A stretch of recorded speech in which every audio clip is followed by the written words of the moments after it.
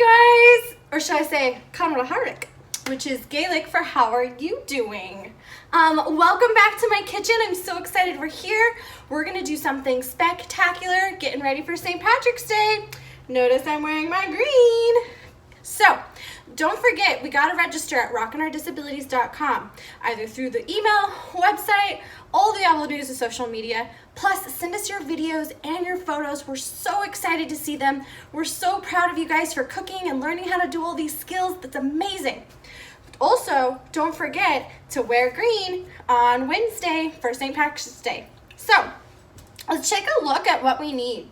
So we're gonna be making corned beef and cabbage, which is like a tradition in the Irish world, and my family is very Irish. I don't know if you can tell with my hair. It's kind of crazy today. So, most packages of corned beef, I don't know if you can see it, come with this little package of seasoning right there. You want to make sure you wash that off really good before you open it, but we're going to be using that later, so don't throw it away, set it aside. That is the seasoning packet for corned beef. It's like pickling seasoning. Depending on what you like, you can use a little bit, the whole thing, none of it, whatever you want. So, we also need some celery. I picked out a couple different spices. I'm gonna try, I found this really cool sea salt. It's violet sea salt. We're gonna try something fancy. As well as like pepper, bay leaf. You're gonna need some potatoes. I got, you can pick whatever color that you want. I just thought it'd be kind of fun because it has two different colors. Need some cabbage for corned beef and cabbage. I have a medium yellow onion, some carrots, and some parsley, okay? So what we want to do right now is we're going to need to prep all of our vegetables. They need to be washed thoroughly. These particular potatoes don't need to be peeled. They just need to be cut at least in half or in quarters. If you're using like an Idaho potato and want to take off the skin, you're more than welcome to do that. Same thing with the carrots. I peel them, just me. You don't have to. But I'm gonna peel them, but you gotta wash them really, really, really good. Okay, so we gotta start preparing our food. Also, our ingredients. Also, I'm gonna be using a crock pot. You're welcome to also use either a baking dish that you can stick in the oven or a pot that you can boil on the stove. Either way is fine. Crock pot takes longer. It takes anywhere from 2 to 3 hours because the meat is just a little bit tougher. Brisket is a little bit more of a tougher meat doing it that way. But if you use the oven, it takes a lot less, and if you do it on the stove, it takes a lot less. And I'll also put that in the video as well. So let's wash our hands and wash all of our ingredients. Ready?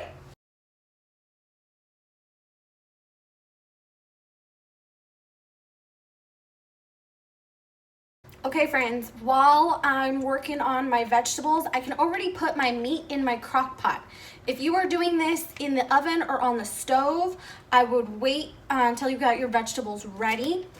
But since it takes longer in the crock pot, I'm gonna do that now. So I wanna safely put my lid somewhere. My lid's glass, so I don't wanna break it.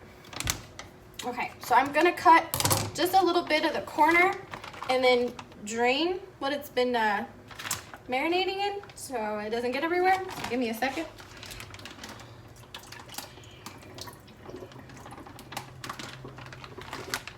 All right. Cut the rest of the way. Now you washed your hands really good. Once you touch meat, you gotta wash your hands again, okay? Don't forget that. All right. So I'm gonna take out my meat.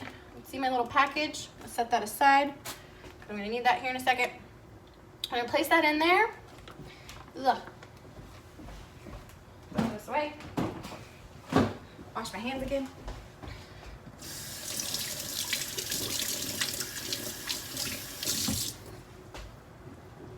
Okay. I'm gonna put in about 2 cups of water. You don't want to cover it all the way just yet. You just want to start to get it ready. So I'm going to turn this on. I'm going to get 2 cups of water.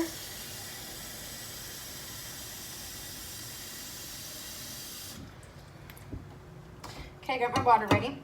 I'm gonna take out, you need 2 bay leaves. Now remember, you don't eat these. You'll throw, it's a spice. You're gonna throw it away later. But it smells so good. So I'm gonna put 2 bay leaves in here.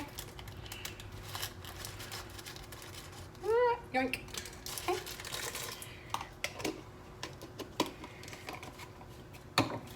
I'm gonna put salt right on the meat.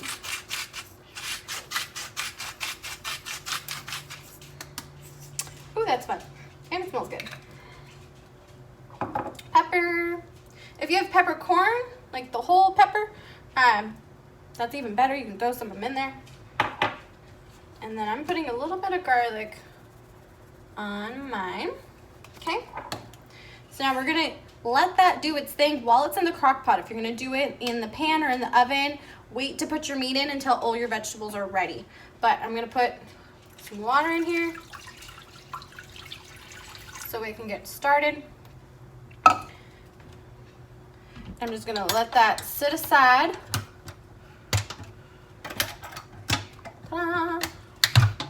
Perfect. Let that sit aside while I chop up all my vegetables, okay?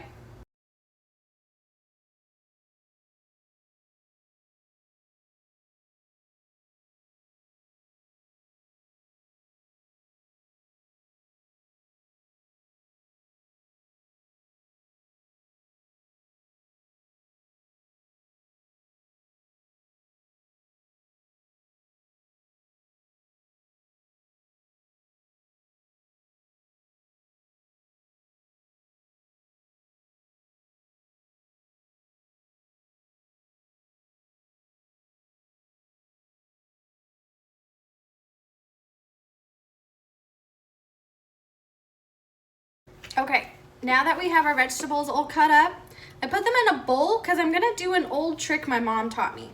So we use the spice packet that was given to us.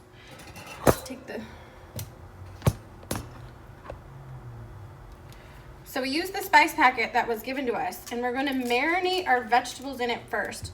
Let's not have plastic in there. Ah, there we go. Okay. So put that in there, kind of spread it all around. Okay, then you're gonna fill your bowl to where it just covers the vegetables. Okay, not over it, not crazy, just a little bit, okay? And then you let it marinate for at least 15 minutes before you transfer into, to get ready for cooking. So this is just something that my mom did. If you are doing this on the stove, in the crock pot, whatever, you can do this as well. Okay, it's just, it helps kind of keep all that flavor in, which is really good. So I'm gonna put some water in. So it just fills up the vegetable. I'm gonna need a little bit more.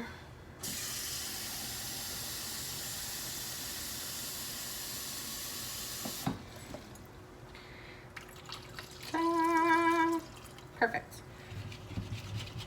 There you go, so they settle. Okay, so I'm gonna let this marinate for 15 minutes. If you want to let it marinate longer, that's fine. It is all gonna cook together, but freshly cut vegetables, it'll like soak it all up really, really quick. All that seasoning and spice. So let's do that. I'll see you guys in 15 minutes.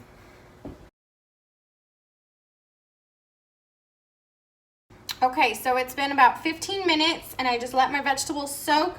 You can see the water kind of changes color a little bit because it's releasing, like the carrots are gonna release a little bit of the orange, and the onions don't make you cry as much if you cut them.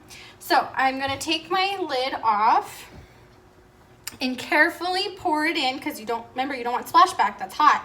Because this has been sitting in here for me, it's been sitting here for about a half an hour. So it's getting warm. So I'm just gonna pour it in. And it should cover up the meat. Ooh, that's pretty. Okay. Now if you need to add extra water, you can. Your vegetables will kind of help with that as well because they've been sitting in that water. I'm gonna add just a little bit. There we go. Okay, now I'm gonna put my thyme in.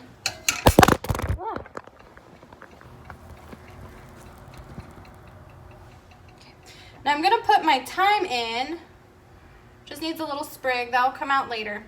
But the cabbage, we only use half. The cabbage, I'll put it in the last half hour to let it steam. And that'll just plop it right on top of the meat. So I'm gonna let this cook in my crock pot for about 2 hours. Let it do its thing. If you are using the stove, like the stovetop in a big pan, you're gonna wanna cook that for an hour on medium and then add the cabbage and then cook for another half hour. If you were doing it in the oven, you want it to cook for an hour to an hour and 15 minutes, depending on like your elevation stuff, on 350. So I'll also put that in the notes, okay? So I'll see you guys in a little bit.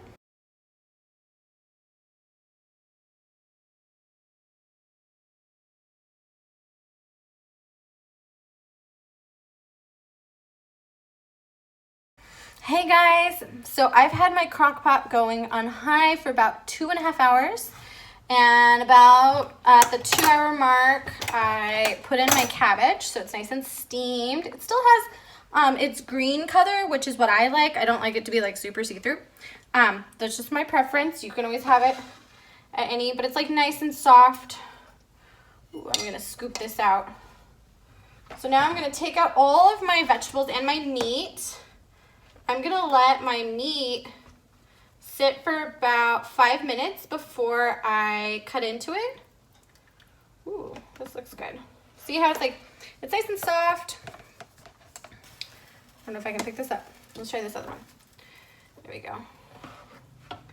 It's gonna be hot. See, it's nice, it's soft, but it still has some color to it still. It's not completely see-through.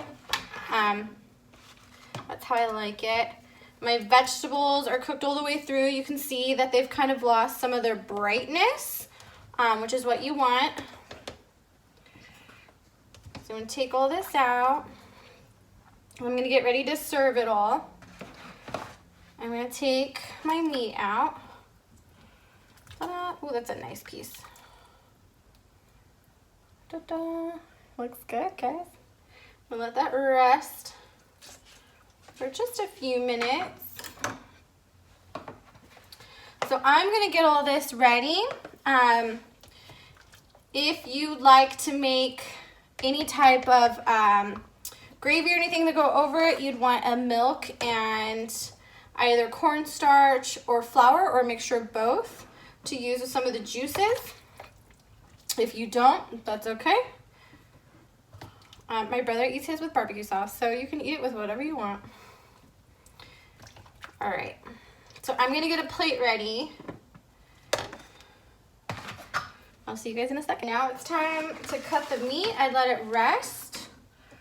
So I always take, it's like a big fork. If you just have a regular fork, that's okay too. I'm just gonna cut down. Ooh, that looks good.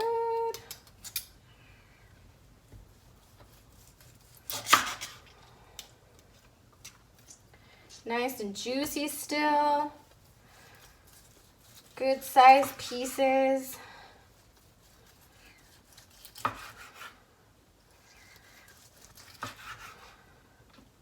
That looks really good. This is even good like in sandwiches and stuff too. That's really tasty. I'm gonna take some pieces, put it on my plate. Ta-da. Ooh, there we are.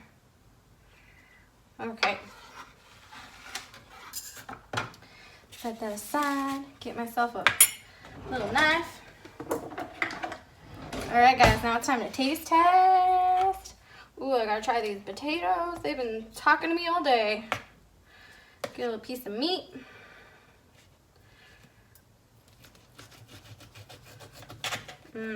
That looks good. Let's try it. Ready, guys? So good. Nice and juicy and tender. The potatoes are well seasoned. Guys, I hope you have a really happy St. Patrick's Day. Enjoy your corned beef and cabbage, and I'll see you guys again soon, okay? Bye.